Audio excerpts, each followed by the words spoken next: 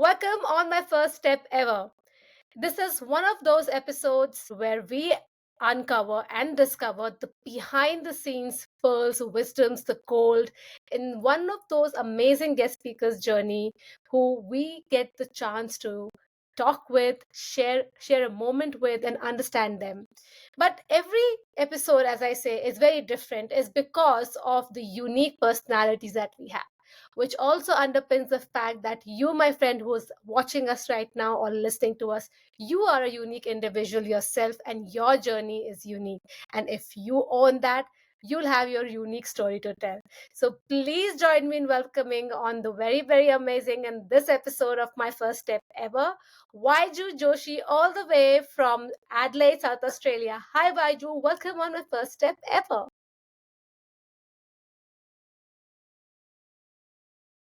I am very, very excited.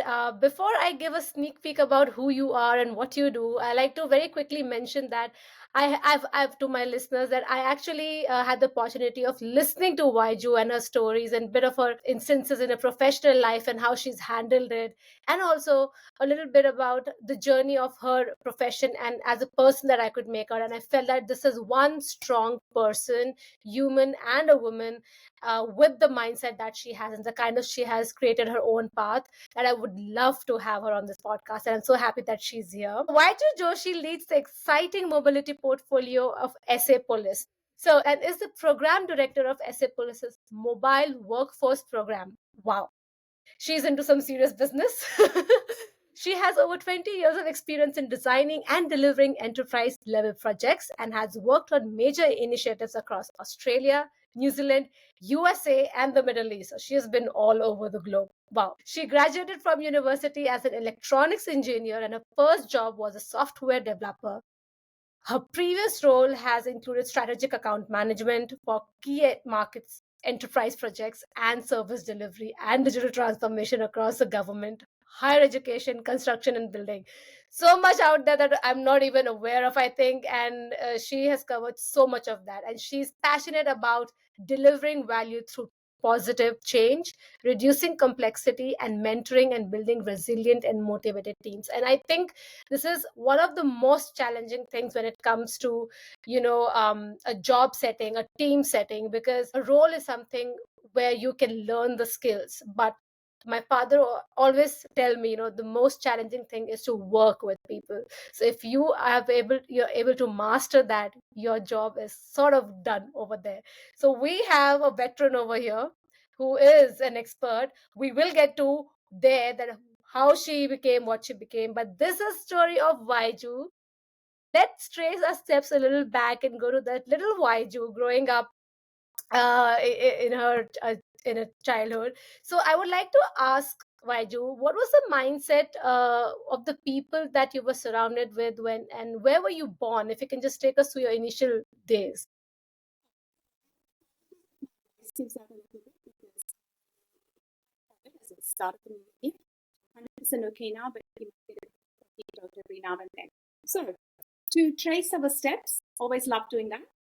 So, I grew up in a small town in the western part of India. It's a little border town called Belgaum, and I grew up there. It's a town that's really known for its warm and wonderful people, and that's a big thing about the town. Everyone's warm, everyone likes a chat. I like a chat. You see where that's come from. I was an only child, and I was the sort of child that never said I'm bored because I had a very overactive imagination. I was very happy with my books, and I found things to do, and I kept myself happy. My parents come from an academic background, so my dad was a professor of literature. My mum also taught at the university, but stopped working when I was born. So I grew up in a house where conversations were encouraged, were expected, where nothing was off the table. So we had several robust conversations, and my parents really liked hearing my viewpoint. What this has translated to is that I now love talking a lot. But it was a very idyllic childhood. It was a lovely place growing up. It was a lovely childhood. Everyone was close. It was one of those small community feels. You know the saying, it takes a village to raise a child. I consider myself very lucky in that I actually had a lovely community that was a big part of my upbringing. My parents, both my parents, were fun, very generous, very much beyond their times when it came to parenting because they were quite happy to challenge all norms. And I always laugh about this because even after all those years, my mom is still a disciplinarian. I mean, I always say, Mom, I'm really middle aged now. We really need to have this chat about discipline. But, that's the way it works. And I think there was a lot that I was allowed to try and experiment with. But two things that I think have really set me up for life. One is work ethic. No slacking off, no excuses. You had to try everything really, really hard, and you were not allowed to give up things. And I think that's been pretty key in the way I approach things even now. So I think when I look at the way I approach work now or anything now, one is I have that small town mentality in me. I want people to get along. I want there to be a sense of community. One thing that I'm very big on, and I say this to my team, is work ethic matters to me. You can't slack off. You can't phone it in. I really expect to see hard work because we still haven't found a substitute for hard work. We're never going to. So work hard. This is exciting, Vaiju. Thank you so much, firstly, for sharing that amazing part of your life. I think childhood is something everyone experiences it very differently, and I think more is to do with your environment, the kind of people, and the mindset that you're growing with, and it has a very long-lasting impact. I'm happy and glad that it has been a really, really interesting, exciting, and a very empowering childhood, if I can say so. From here, I wanted to understand that I would love to reach a point where I can talk about, that when did you realize about a lot of things in life or what you want to do? But I think there's still a journey up to the point when someone realizes that what they really want to do or their inner voice. And that journey is actually when we are growing up as a teenage. Because that's when we start thinking from our own brains. We like to question things. Things become very, very, I would say, different for us, because that's when we want to step in and make decisions for ourselves. However, we are not sure about a lot of things, and that plays a lot with our psychology, our emotions. So given that you had such a solid foundation and upbringing, you were never bored, you were very focused, and were there any time while growing up in your teenage or up to like maybe turning 20 that you faced some sort of challenges, and if yes, how did you overcome that? That's a great question. So I'll start off a bit. And look, I think everyone growing up goes through challenges. We go through that little bit of a journey where you go, oh, I don't really know what I want to do. But I'll go back a little bit to my childhood and I'll share a little story with you that I think sort of formed my mindset that helped me Amazing. with these challenges. So when I was about 10 years old, let's say 10, maybe a bit older, I was reading the newspaper and there was an article in it about some Nobel Prize winner for literature. Now, I was incredibly close to my dad, so I marched off to find my dad and I said, oh, Dad, when I grow up, I want to win the Nobel Prize for literature. In what I consider a master class in parenting. Now, my dad could have done several things. He could have said, well, you're only 10 years old. You actually do not have anything literary to your credit. He could have said, where did you even get that piece of news from? He did none of those things. He said to me, all right, if you want to win the Nobel Prize in literature, first thing is to figure out what sort of literature you are interested in creating. What do you want to write about?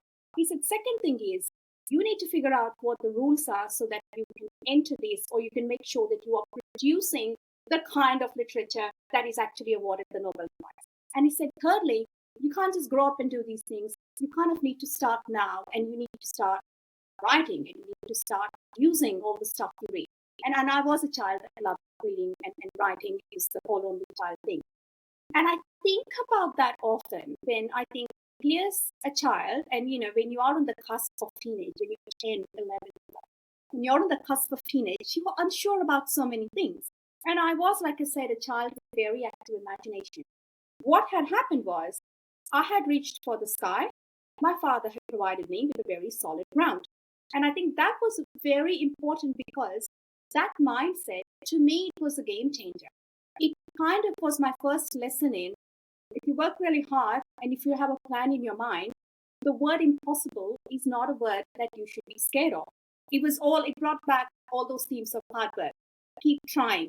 Don't say this is impossible because no one's done it before or you don't know how it works. And I think that was a bit of a pivot for me, because even though I have a career in IT, specifically management now, um, I wasn't really good at maths and science growing up. I blame genetics and say both my parents have humanities and arts background, but I was really not good at maths and science. Like, you need Mm. intuition to be good at maths and science. I did not have that intuition, so I struggled with it. But it was the same thing my parents told me all the time. You're great. Some people are gifted and they're just going to get it. Maybe you will need to work harder to get to that same point. And therefore, when I was, I think, what is the age when you're at your 12, 17, 18, everyone was getting into engineering. And I was sitting there going, oh, I'm not sure. I mean, I worked hard. I managed to get good grades. Was I a natural at it? No. And I'll say that honestly about myself now. I work with some wonderful people who are so gifted when it comes to technology. It's very clear I'm not one of those people. But I think it was the whole believe in yourself. If you really want to do this, you can do it, and keep working hard. That was a pivot point to me. That I might not have the natural skills, I have hard work, and that's enough in your backpack most times. And therefore, I ended up doing my engineering. Then I ended up working in a really big software company in India. Then I came here, and that's how I think that whole inner journey, that inner voice to me, started speaking to me, going, "You can actually do anything you say your mind to." And this sounds right. It sounds like I'm quoting something from one of those self-help books or books with a quote. But it really was, I think, that little incident about the Nobel Prize for Literature, which led me to think, okay, if my dad didn't balk at that and go, oh, what are you on about? Most things, when you compare it to that bar, really come down to hard work and making sure that you just keep chipping away at it. So I think that's what I do. Majority of times in life, it's been me chipping away. And you don't need special tools to chip away. You can just start with what you have. And I think that is pretty much been my inner voice. That is been the thing that I hear all the time. If you don't know it now, you'll probably know it tomorrow. Just stay in your lane. You will be okay. Wow, I think this is a very, very interesting note that you have hit right now, because the reason I'm saying is this: you wanted to do something which you knew at that point in time that you're not naturally good at, but you just wanted to do it. Yeah. And that is a very scary thing, because in a world where people tell you, do something that you're passionate about, or do something you're good at, and keep improving what you're good at, because then you'll shine in that particular profession, or you'll be way ahead and be the top 1%. And where that you are not naturally up there, as people say, but you believe that I really want to do this, so let me just put all my hard work and belief in that. So this was more a story of, I think, your belief, a brave decision, that knowing that what it entails, and where your capabilities are, and how you can actually make it work for you, which is I think belief is something that you cannot show to people. Maybe in certain ways, maybe it is shown when you show results, but initially it is just with you, and it's very difficult to be very consistent when you don't see the results as quick and as often. So on that note, I wanted to ask you, you did start your journey with that belief, when you graduated, you did engineering, and you did your hard work. How long did that take for you to because you still believe that, and you're doing very good, we know that, but did you take your time to really get settled with that feeling that, no, I believe in myself, and whenever it has to happen, whenever it will make sense for me, it will? Or you just took it as a day, as every day, that whatever I'm doing today, it's going to be the best thing? Did that long term, anywhere in your first, let's say, the first decade of your career, when you started working, um, did any sort of setback or professional failure that kind of held you back in thinking, oh, maybe when I said that, I can still do it even though I'm not good at this? Was I being really, true to myself? So did you ever have that kind of experience in the first decade when we are still learning? Yeah. Look, absolutely. So, when I used to work for Infosys, which at least back in the day then was India's largest software company. Um, and I joined the development team, and I eventually got really good at it because I don't give up easily, and I sit there and I chip away. But it wasn't easy when it started, and I think if it was bad for me, it was worse for my boss at the time. He had no idea what to do with this 22-year-old girl. Really, no idea how to code. And then I got good at it, but then I moved to Australia in my really early 20s. And I was decent enough at programming by then. I wouldn't say I was a natural, but I landed a job here in one of the software companies here. And I think, yes, there were definitely setbacks, learning lessons.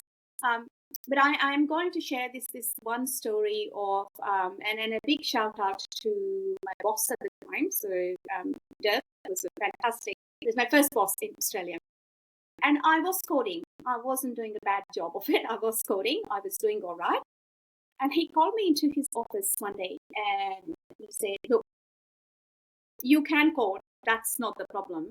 But I actually think that your strength is in project management because you're good at talking to people, you're good at managing the logistics, and you're good at like pulling the plan together. And I sat there in front of him having the biggest denial moment of my life, going, no, I studied all along to have a technical role. That's what I wanted to do. I think I'm doing really well at it. This is really, really what I want to do. I don't want to shift. And he said, no, I would suggest that you shift sideways. One of the things I think that I've been really lucky with is having people whose judgment I trust and mentors, which we'll talk about a bit later, but mentors and people whose judgment I trust. So it was a bit of, he was telling me I was good at this. I was sitting there going, no, I think I'm really good at coding now. So it was that whole thing again of, all right, fine, let's try this. And then I moved into project management, which I realized in a few months was really my thing. I found my community. It was a reason to get out of bed in the morning. And after all these years, after nearly 25 years, working with a team, working with people, working together to deliver something, I think going back to the whole small town thing again, I love that. That is absolutely what keeps me excited and keeps me enthused. And I nearly said no to it. I sat in his office for an hour going, I don't want to shift. That's not what I want to do. Setbacks doesn't you every time you make a sideways move, right? Because I believe firmly there's no one big move in life anymore. That's not how careers work. You go in a certain direction, you move sideways, sometimes you take a step back. That's how modern careers are built. You're not moving in the same direction. It's like a little, it's a join the dots exercise. It's not a time exercise. So I started off as a project manager.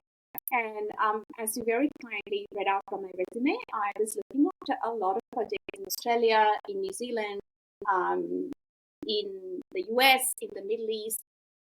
And the software that produced at the time, the company I worked for, they absolutely market leaders in material testing and concrete production.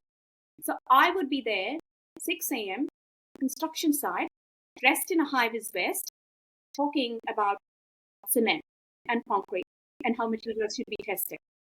Let's look at the odds here. When you're talking about something like a project manager, you need to have a lot of confidence because you're actually a salesman. You've got to sell the solution.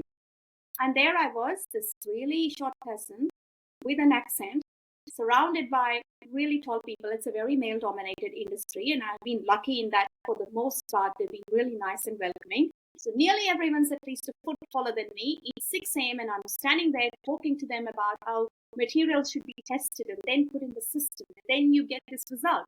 And for the most part, people listen, but I also got incredulous looks going, well, why would we listen to you about that? But I learned pretty quickly that I couldn't take myself seriously. And I had to be really good at what I did because my boss had trusted in me. He had put me out there, and these people had a problem that needed to be solved. I did have one particular person, and I love telling the story of how every time I answered the phone or spoke to him or met him at a concrete site, he would look at me and go, "Oh, darling, can you just send one of the boys?" Every time, "Darling, send one of the boys. Darling, this is technical. I don't think you can deal with this. Maybe I'll speak to one of the guys." And I humored him for a long time, but I do remember saying to him one day, and I was very polite, I do remember saying to him, "The guys are not coming. You got a problem. You need it solved. I'm all you've got. So it's either waiting for me or you just wait, because no one else is going to come and solve this for you." And he was an old gruff guy, really sweet. He looked at me and said, "Yeah, all right then. You give it a go." And I'm like, "Yeah, I'm going to give it a go, because guess what? You have no other choice. I have no other choice. It's going to be me and you fixing this concrete production problem." And we did. I mean, I worked there for 13 years. For all those 13 years, he always would start his thing with, "Darling, this is the problem I have." And I'd go, "I have a name.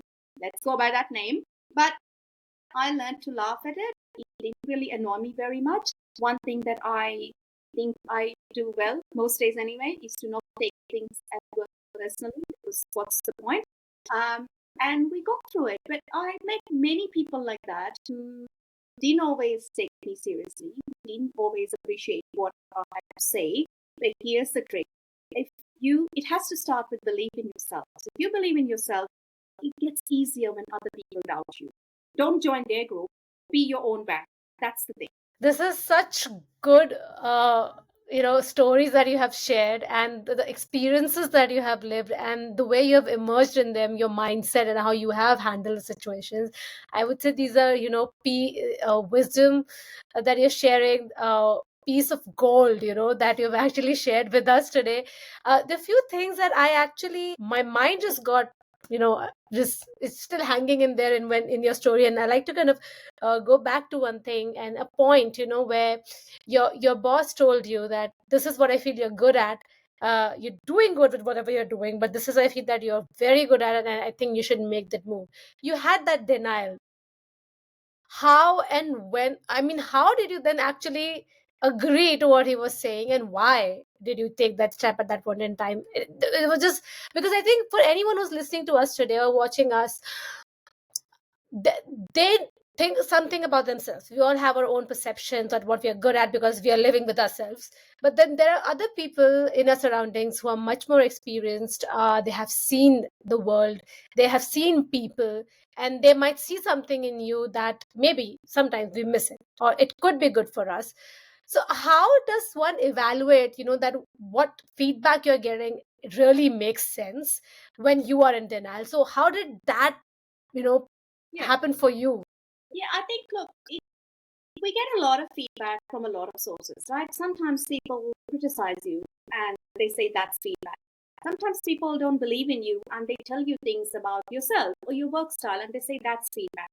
I think one of the key things about feedback is, that saying, like, don't take feedback from a person you wouldn't take a problem to. So if you feel like you can go to that person with a problem, and if you feel like you would listen to the solution they give you, it's a good rule of thumb that you can actually take feedback from them. And my boss at the time, he was absolutely someone I respected. I loved the way he worked.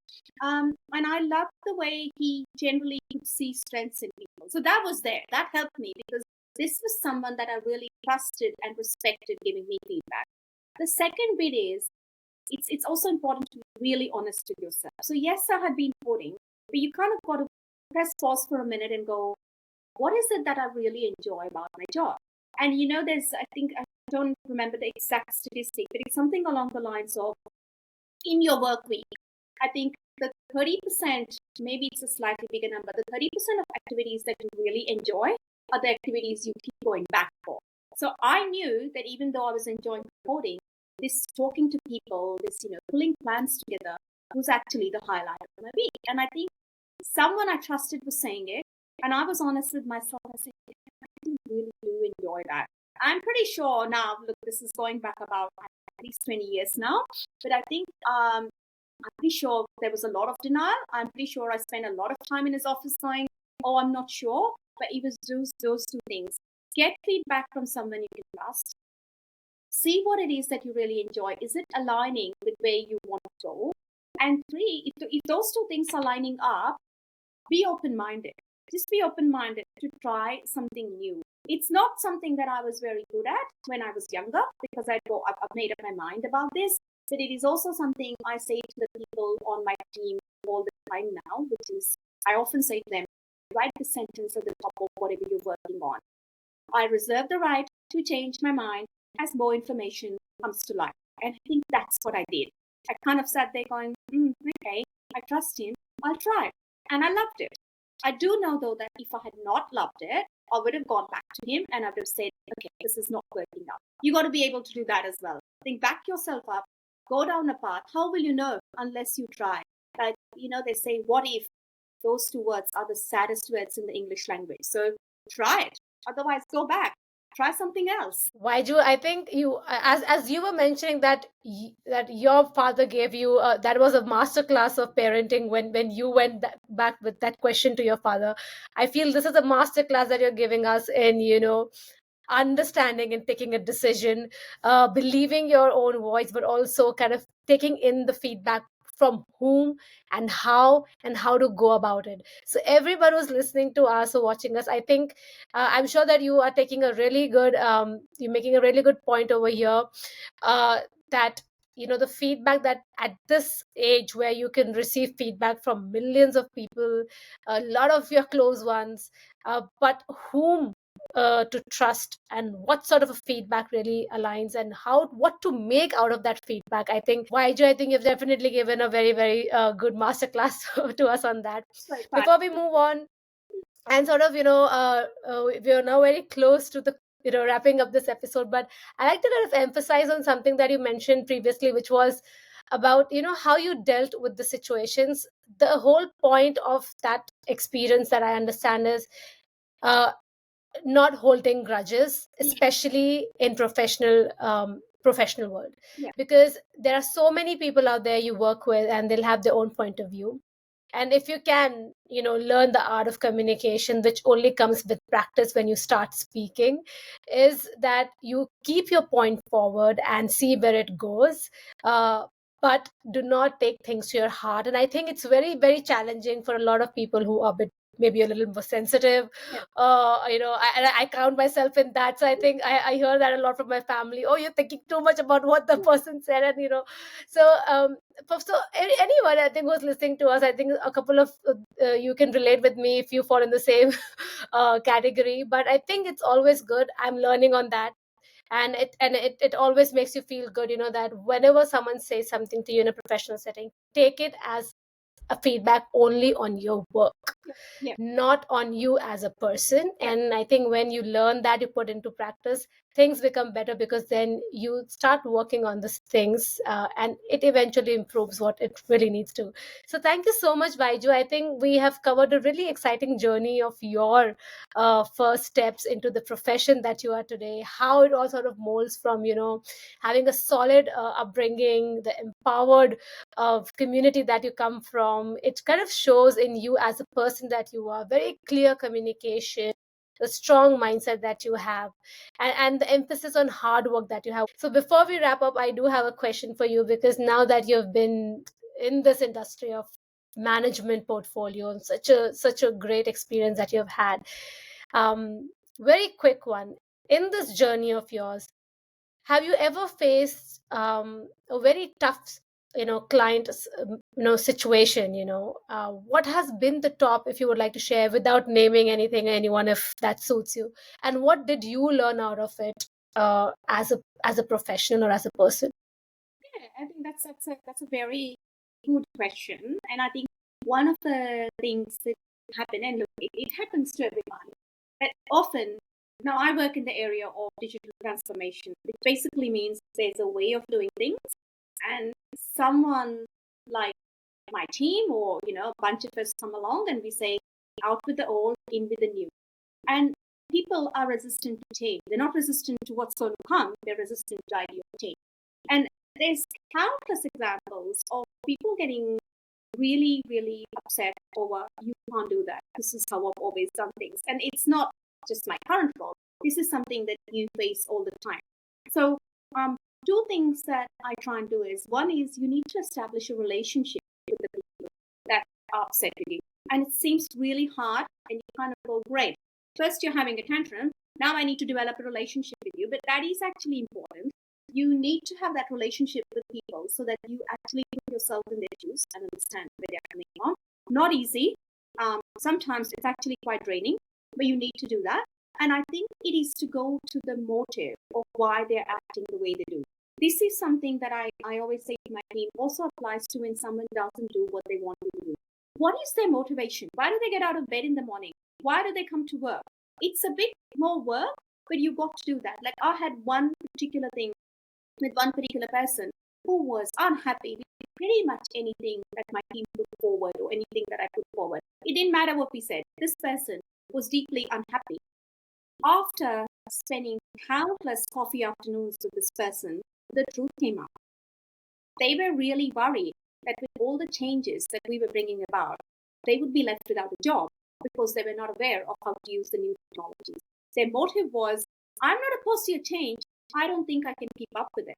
And at that time you go, I always say to people, why don't you become a part of the solution instead, not the problem? Come work with me. Let's train you on this. And then you could be the next expert that takes this forward. But I think it's those extra steps to go forwards, go a few steps backwards, and see what their motive is, see what is it that is really bothering them. And there's actually no other way to do this because we all wired the same in that way. We don't want to be uncomfortable. So it's getting to that stage where you go, let me meet you midway in a place of comfort. Not always easy, does not always work. But if there's anything that I would bet on working more than others, I think it would be this. Very, very rightly said, Baiju, because I feel resistance to change is like something that is going to persist, and every time. Yeah. But I think the ones who can make good out of that situation, you are in for some treat, I guess, in professional life or personal life. um I think evaluating oneself is very important. Where you stand, what kind of a person you are, what would you like to improve in yourself, and how much you can trust the person who's asking something of you, I think is also very important. So, Vaiju, thank you so much for taking us through that journey. I think a lot of listeners who are, working for an organization or for a cause, or even if they're doing something of their own, I'm sure that they have taken some really important bits and pieces from your journey so far. And for me, I think the top thing would be to believe in yourself, Yeah. and be very, very mindful and accepting of your own, maybe strengths or what you could improve in yourself, and actually keep moving forward. That's one theme I feel that has really helped, from what I can see, helped yourself being where you are because you kept moving forward. So thank you so much, Vaiju. Before we take your leave, I wanted to ask you, is there any quote or a saying that you would like to leave our listeners with, and a book that you would like to recommend? Sure, I would. And thank you for having me. You are a fantastic host, and I had such a lovely time sharing my story. So, one of my favorite books that I reread every few years is The Alchemist by Paulo Coelho. It's absolutely, absolutely one of my favorite books, and I think every time you find something new in it. But there is a really beautiful quote in there. There's actually two lines, and they come at two separate parts in the book. But the first one very much aligns with everything that you and I talked about. And that is that it is the possibility of having a dream that makes life interesting. So I think that's why dream and dream big, because that really is the purpose of our lives. And then again, this is something that I personally truly believe in, that you have to know what you want. You have to go for it because, as it's said in the book, when you truly, truly want something with all your heart, the entire universe will conspire to help you achieve it. And I believe in that. Like eyes closed, 100%. That's what I believe in. So I hope that this is of some solace to your listeners, because I think it is a kind universe out there. You just have to dream big. I'm so happy that we are kind of ending this episode on this particular quote, because this was translated in one of the Bollywood movies, which I really like. Yes. So it really is close to my heart, and I really like the fact that you did mention this as well. So thank you so much, Thank Vaiju. you. I've actually not really introduced this segment ever before, but I would really like to ask you, probably start from you today, is before I do really take your leave, I want to ask you, what is one thing that you would say you are really proud of yourself as a person when you look back yourself as the little Vaiju growing up to the woman that you are today? One thing that you're very proud of yourself. I'm not scared of the unknown. Like in my career, in my professional life, I'm not scared of jumping, because back to that quote, back to everything I told you, I'm very confident I will land on my feet. So often people get bogged down with the unknown and go, oh God, I don't know how this is going to work out. I don't need to know the whole story to know where I'm going. And I think that's something that I'm very proud of. And this takes people places. So thank you so much, Baiju, for Thank being you. on my podcast, sharing your amazing story and letting us peep into your life and your journey. And to all my listeners out there, thank you so much for tuning in today and sharing your time with us today as well. And we will come back with another next episode. And as I always say, start believing in yourself and keep believing in yourself until we meet next time.